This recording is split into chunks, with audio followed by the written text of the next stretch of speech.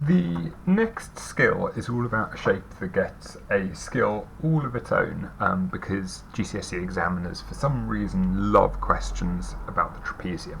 And a reminder that the trapezium is any quadrilateral which has a pair of parallel sides.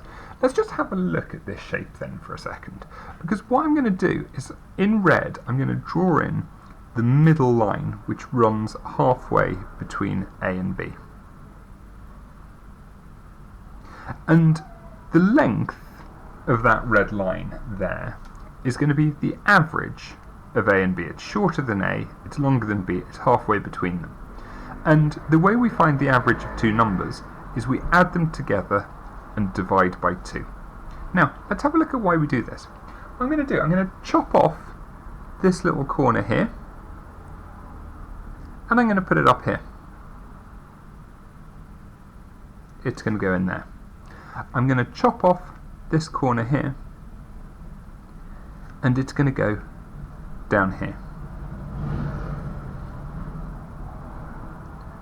And what we should see is that this trapezium, this funny shape, if I move this down to here and I move this one up to there, it should become a rectangle. And the length of the rectangle is the average of those two sides, and the height of the rectangle is the height. So the formula which we need to know is the average of the two sides, so you add them together and divide by 2, and then you multiply by the distance between them. Now, for those of us who don't really like the algebra, there's a song that we can remember to do this, and I can't believe I'm recording myself on YouTube singing this song, but it goes to the tune of Pop Goes the Weasel. Half the sum of the parallel sides times the distance between them, that's the way you calculate the area of a trapezium. So it's telling you that you add together the parallel sides and then halve it and times by that distance h. That's the way you calculate the area of a trapezium. Alright, can you just make sure you've got down the formula and the little song, and then once you're ready, unpause the video and we can have a look at a couple of examples. Okay, so 3 examples. On the first one we're asked to work out the area. So here let's try and work out the area of this shape. So we're going to use the song to do this, half the sum of the parallel sides. So the sum of the parallel sides is 9 plus 4, which is 13, divided by 2.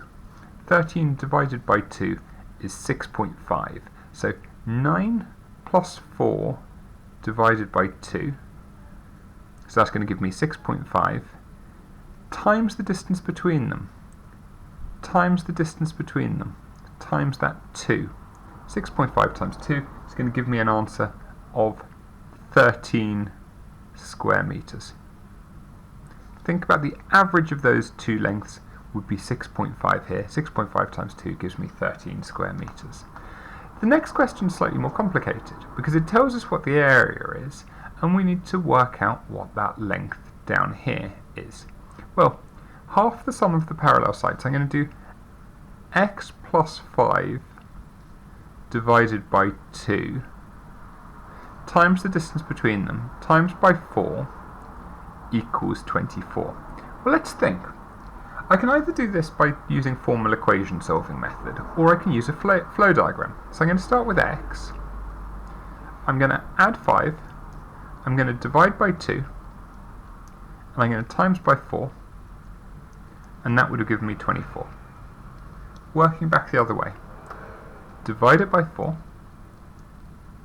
times by 2, and subtract 5. Let's have a go. 24 divided by 4 is 6, times by 2 is 12, subtract 5 is 7. So that must be 7 meters. We can check it. 7 plus 5 is 12, divided by 2 is 6, 6 times 4 gives me 24. Let's look at the third one. 9 plus 5 divided by 2 times by h equals 35. Well, 9 plus 5 is 14, divided by 2 is 7. So 7 times h equals 35. So what must h be? H is 35 divided by 7, which is 5 meters. So if you're confident with those 3 questions, you should have no problems with anything to do with trapeziums. So pause the video now, make sure you've got those worked examples written down, and then I'll give you an opportunity to try some questions yourselves. Okay, 6 questions for you to try. The first 2 are asking you to find the area, the second 2 are asking you to find the length of one of the sides, and the last 2 are asking you to find the height. Pause the video now, have a go at the questions, and when you're ready, press unpause. Okay, so for the first one, we should have got 6 plus 10 over 2 times 5 gave you 40 square metres. Here, 4 plus 11 is 15, divided by 2 is 7.5. 7.5 times 3 is 22.5. For the third one, you've got x plus 5 over 2 times 3 is 12. So working backwards, we're going to need to divide by 3, times, which is 4, times by 2 is 8, subtract 5 told you that x was 3 metres.